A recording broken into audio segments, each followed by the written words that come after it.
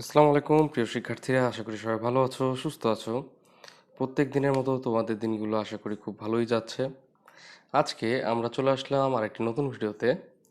আজকে আমরা দেখব যে বিগত বছরগুলোতে আইসিটি বিষয় হতে বিশ্ববিদ্যালয়ে ভর্তি পরীক্ষায় কী ধরনের প্রশ্ন আসছিল এবং আমরা এই প্রশ্নগুলোর সমাধানগুলো কিভাবে করব। তো আজকের আমাদের আলোচনার বিষয় যে বিশ্ববিদ্যালয়ে ভর্তি পরীক্ষার প্রশ্ন সমাধান। পর্ব 1-এ তোমাদের সবাইকে স্বাগত জানাচ্ছি। প্রথম প্রশ্নটার দিক যদি আমরা একটু তাকাই, এখানে বলছে কোন সংখ্যা পদ্ধতি ব্যবহার করে কম্পিউটার অভ্যন্তরীণ কাজ করে। তা আমরা জানি যে মেশিন ল্যাঙ্গুয়েজ সেটা হচ্ছে 0 এবং 1, এবং কম্পিউটার মূলত দুইটা সিদ্ধান্তের উপর সমস্ত গাণিতিক কাজ সম্পন্ন করে, একটা হচ্ছে 0 এবং একটা হচ্ছে 1। তো আমাদের এখানে যে বিষয়টা দাঁড়াচ্ছে সেটা হচ্ছে যে কম্পিউটার শুধুমাত্র বাইনারি সংখ্যা ব্যবহার করে তার গাণিতিক কাজগুলো সম্পন্ন করে, অর্থাৎ উত্তর হচ্ছে আমাদের বাইনারি। আশা করি বুঝতে পারছি। কোন সংখ্যাটি সবচেয়ে বড়? এটা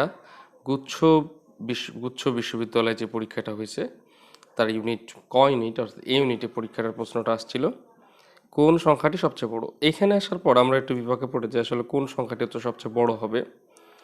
তো এটার একটা শর্ট ওয়ে আছে যেটা সাহায্যে আমরা বাইনারিটা বের করতে পারি। আমরা যদি একটু দেখি, বাইনারি থেকে দশমিল বের করা যায় 1 2 4 8 16 32, অর্থাৎ 32-এর নিচে 1 আছে, তার মানে এটার রেজাল্ট হচ্ছে ডেসিমেলে 32 হয়।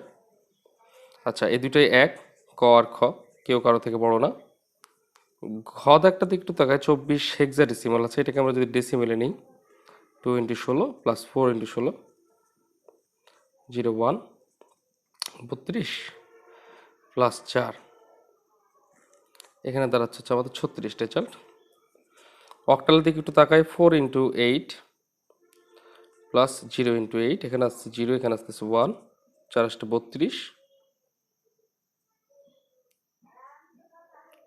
তার মানে এখানে তিনটা রেজাল্টই 32, এটা 32, এটা 32, এটা 32। তাহলে আমাদের উত্তর হবে এখানে ঘ। আশা করি বুঝতে পেরেছ। পরের প্রশ্ন চলে যাই।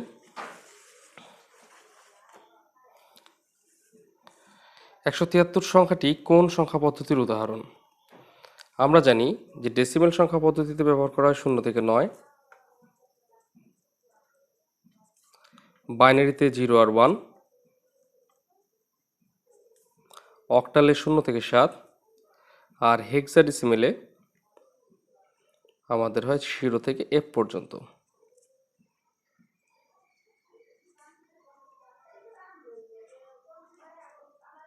বন্ধুরা, এই প্রশ্নটা আসছিল আমাদের গুচ্ছ ইউনিটে, খ ইউনিটে 2021 সালে।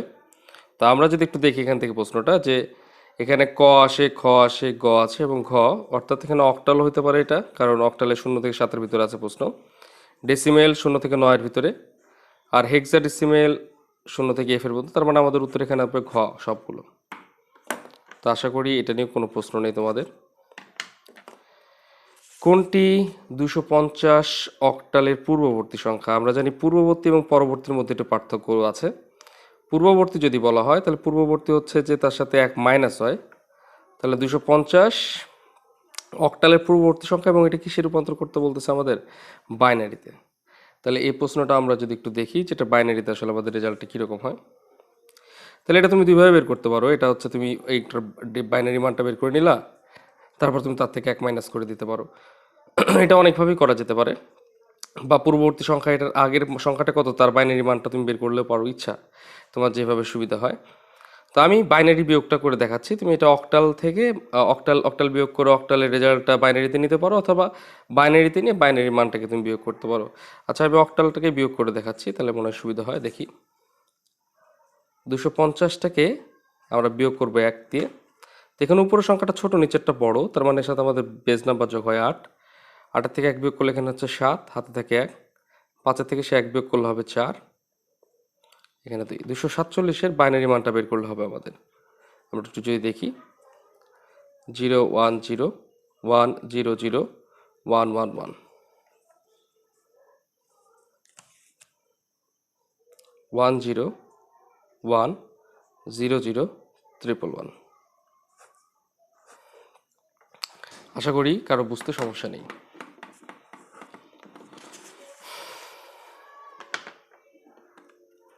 এরপর আমরা একটু যদি দেখি 75.75 দশমিকের সমতুল্য বাইনারি সংখ্যাটি কত। 75.75 দশমিক থেকে বাইনারি বের করার নিয়ম হচ্ছে একটা শর্ট ওয়ে আছে, আমরা এটা বের করে ফেলে এভাবে 1 2 4 8 16 32 64 64 কী কী সংখ্যা যোগ করলে 75 হয়? 64 আর 8 72 72 আর 2 74 আর 1 75 1 0 0 1 0 1 1 এখানে কোথাও আছে কিনা দেখি 1 0 0 1 0 1 1 1 0 0 1 0 1 1, তার মানে এই দুইটার মধ্যে যে কোনো একটা হবে। তো আমরা একটু পরের সংখ্যাটা একটু দেখি, পরেরটা ভগ্নাংশের ক্ষেত্রে যে রেজাল্টটা 75টাকে আমরা গুণ দিয়ে দিব কত দিয়ে? 2 দিয়ে দিয়ে, তাহলে এখানে আসবে 1.50 2 1.00, এটা নিচে থেকে টান দেবো, তাহলে এখানে আসতেছে 1 1, তাহলে আমাদের রেজাল্ট হবে খ দাগ। তো আশা করি এটা ক্লিয়ার, আশা করি এটা নিয়ে কারো কোনো সমস্যা নেই, বুঝতে পারছি। 6 দাগটার দিকে একটু যদি খেয়াল করি, 6 দাগটা বলতেছে সমস্ত অক্টাল সংখ্যা কত, খুব সহজে বের করে ফেলতে পারি আমরা। অক্টাল সংখ্যাটা বের করার নিয়ম হচ্ছে যে দশমিকের এখান থেকে আমাদের 3 বিট করে কাউন্ট করতে হবে, বাইনারির সাথে অক্টালের সম্পর্ক যেহেতু 3 বিট করে, এটা কাউন্ট করি 0 1 0 1 0 1 দশমিক 0 1, ওই পাশে দশমিকের পরে শূন্য বসবে, যদি বসে তাহলে এই পাশে বসবে, আর দশমিকের আগে পাশে বসবে, তাহলে হচ্ছে 2 5 2 2 5 2 হবে, পাচ্ছি কিনা? তাহলে আশা করি 6 দাগেরও ক্লিয়ার, তোমাদের সমস্যা হবে না। আমরা যেটা করতেছি তৃতীয় অধ্যায়ের প্রথম অংশ থেকে আমরা পর্যায়ক্রমে আরও প্রশ্নগুলো দেখব। 175 দশমিককে অক্টালে রূপান্তর করলে কত হয়? 175কে দশমিককে যদি অক্টালে রূপান্তর করে, অক্টাল করার নিয়ম হচ্ছে 175কে আমরা ভাগ দিয়ে দেবো কত দিয়ে? 8 দিয়ে, ভাগ করে দাও 175 ভাগ 8, তাতে আমরা টোটালি যে রেজাল্টটা পাচ্ছি সেটা হচ্ছে যে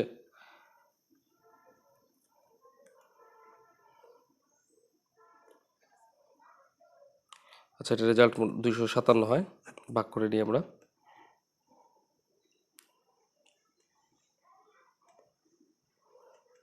ভাগ করে নিয়ে ওটা 257 অক্টাল হয়, এটা ভাগ করাটার নিয়মটা একটু খেয়াল করে নিও।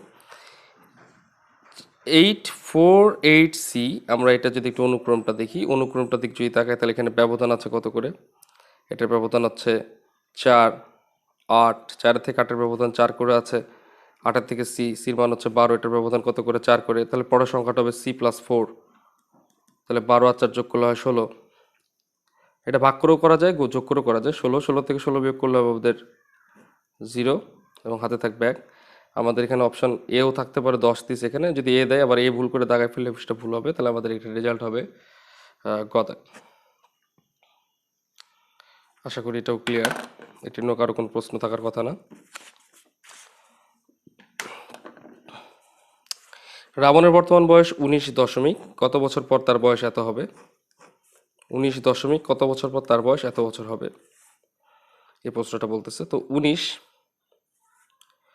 আমরা এটা থেকে যদি এটাকে বিয়োগ করি তাহলে কত বছর পর হবে সেই জিনিসটা বুঝতে পারবো। তো 19টা আমরা একটু খেয়াল করি, 19-এর বছরটা হচ্ছে, 19-এর বাইনারি মান হচ্ছে, একটু খেয়াল করি 1 2 4 8 16 16 আর 3 19 1 0 0 1 1, যেহেতু আমার রেজাল্টটা বাইনারিতে বলতেছে সেহেতু আমি এটা থেকে এটা বিয়োগ দিব 1 0 0 1 1 0 মাইনাস 1 1 0 0 1, শূন্য থেকে 1 এটা বিয়োগ করে নিলাম, 2 থেকে 1 বিয়োগ করলে 1 হবে, হাতে থাকবে 1, 3-এর থেকে আমরা এখানে যদি 3-এর থেকে 2 বিয়োগ করি হাতে থাকবে 1, 1 থেকে 1 বিয়োগ করলে হবে 0 0, এখানে বসবে 2-এর থেকে 1 বিয়োগ করলে বসবে 1, হাতে থাকবে 1, তার মানে 1 0 0 1 1। আমরা যদি দেখি 1 0 0 1 1, আশা করি এটা নিয়েও কারো কোনো প্রশ্ন নেই। এরপরে এটার দিক যদি একটু তাকাই 1 0 1 1 1 1 এবং 1 0 0 এর বিয়োগফল কত হবে? বিয়োগটা করা খুবই সহজ, 1 0 1 1 দশমিক 1 1 দশমিক 1 1 0 1, এখানে বসতেছে 1, এখানে বসতেছে 0, 1 থেকে 1 বিয়োগ করলে 0, এখানে আসতেছে 1, উপরের সংখ্যাটা ছোট 2 থেকে 1 বিয়োগ করলে 1, হাতে থাকবে 1, এই 1 এর 1 বিয়োগ করলে বসবে 0, তাহলে এখানে তো হচ্ছে 1 1 0 0 1। আশা করি শিক্ষার্থীরা তোমাদের এই বিষয় নিয়ে কোনো কনফিউশন থাকার কথা না। যদি কনফিউশন হয়েই যায়, মনে হয় যে না এটা খুব কঠিন, আমার আগের ক্লাসের ভিডিওগুলো একটু দেখবে দয়া করে। এবং চ্যানেলটি ভালো লাগলে অবশ্যই সাবস্ক্রাইব করবে। আমি এখানে শুধু আইসিটি বিষয়ের যে টপিকসগুলো আছে সেই টপিকসগুলো নিয়ে আলোচনা করব। বিভিন্ন ভার্সিটি বিভিন্ন চাকরি বাকরির পরীক্ষায় যে প্রশ্নগুলো আসছে বিগত সালগুলোতে, সেগুলো নিয়ে আমরা একটু আলোচনা করার চেষ্টা করব। যেমন এই প্রশ্নটা আছে রাজশাহী ইউনিভার্সিটি ইউনিট সিতে, গুচ্ছ ইউনিভার্সিটি বিতে। তো সবাইকে পাশে থাকার জন্য ধন্যবাদ জানিয়ে আজকের মতো ভিডিও থেকে এখানেই বিদায় নিচ্ছি। পরবর্তী ভিডিও দেখার আমন্ত্রণ রইল। সবাই ভালো থাকবে, সুস্থ থাকবে। সেই পর্যন্ত আল্লাহ হাফেজ।